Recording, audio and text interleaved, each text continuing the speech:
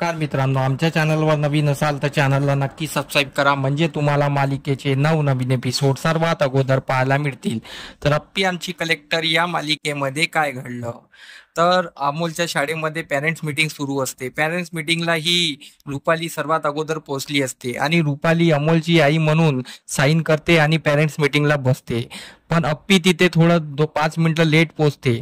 तर तिथे अप्पी बघते तर काय, रुपाली ही पॅरेंट्स मीटिंगला बसली असते आणि लगेच मागे पाठोपाठ अर्जुन येत असतो. अर्जुन पण आतमध्ये बघतो तर काय, रुपाली आतमध्ये बसली असते. त्यामुळे अर्जुन अप्पीवर चिडतो आणि बोलतो, बघ, तुझ्यामुळे आज ती रुपाली बहिणी आज तिथे आतमध्ये पॅरेंट्स मीटिंगला बसली आहे. तुला माहित होतं अगोदर की पॅरेंट्स मीटिंग आहे, तुने अगोदर यायचं होतं, नाही तर तुने मला सांगायला पाहिजे होतं, मी आलो असतो मीटिंग अटेंड करायला. तुला माहित होतं की रुपाली वहिनीने अमोल बाबतीत मागे काय केलं होतं, अमोलच्या जीवाला किती मोठा धोका असू शकतो, तरी तू तशीच वागली ना, असं बोलून अर्जुन तिथून निघून जातो. अप्पी पण तिथून अमोलच्या अर्जुनच्या मागे मागे निघून जाते. इकडे अर्जुन आणि अप्पी घरी भांडत असतात. तर अर्जुन अप्पीला दोष देत असतो की तुझ्यामुळे आज मला हे दिवस पाहायला मिळत आहे, तुझ्यामुळे अमोलला किती मोठा त्रास होऊ शकते, अमोलला किती मोठा अपघात होऊ शकते तुला माहिती नाही आहे. रुपाली वहिनी अमोलच्या बाबतीत किती हळव्या आहेत आणि अमोलच्या बाबतीत परत असं काही घडलेलं तर मला चालणार नाही. तू अशी वागणार मला माहित नव्हतं, तू किती केअरलेस आहे.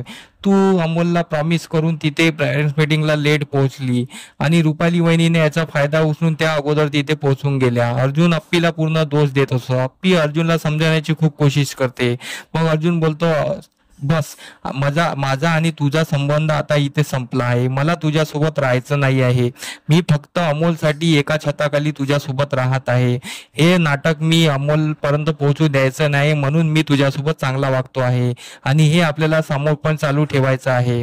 अमोलला कळू न देता आपल्याला अमोल समोर चांगलं चांगलं वागायचं आहे, म्हणजे त्याला वाटेल की आपण एकत्र कुटुंबासारखं राहत आहोत, माझ्या आई बाबामध्ये खूप प्रेम आहे, फक्त असं दाखवायचं आहे.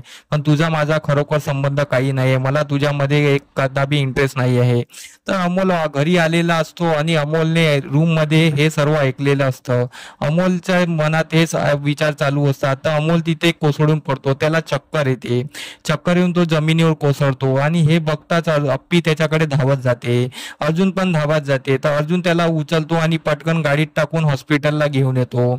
अमोलला आयसीयू मध्ये ऍडमिट केलेले असते. अमोलला व्हेंटिलेटर लावून दिलेले असते, कारण की अमोलला शुद्ध नसते. तर तिथे अमोलला असा कोणता भयानक आजार आहे हे आपल्याला माहिती नाही आहे. पण त्याच हॉस्पिटलमध्ये संकल्पन पण आलेला असतो. संकल्प काय करतो, संकल्प त्या अमोलच्या ज्या खऱ्या रिपोर्ट आहे ते चेंज करून टाकतो.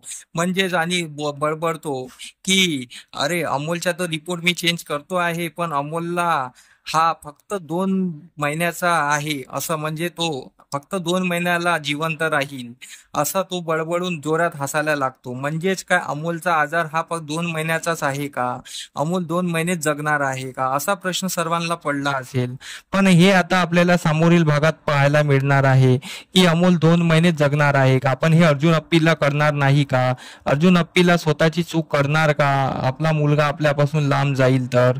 त्यासाठी आमचे व्हिडिओ बघत राहा. धन्यवाद.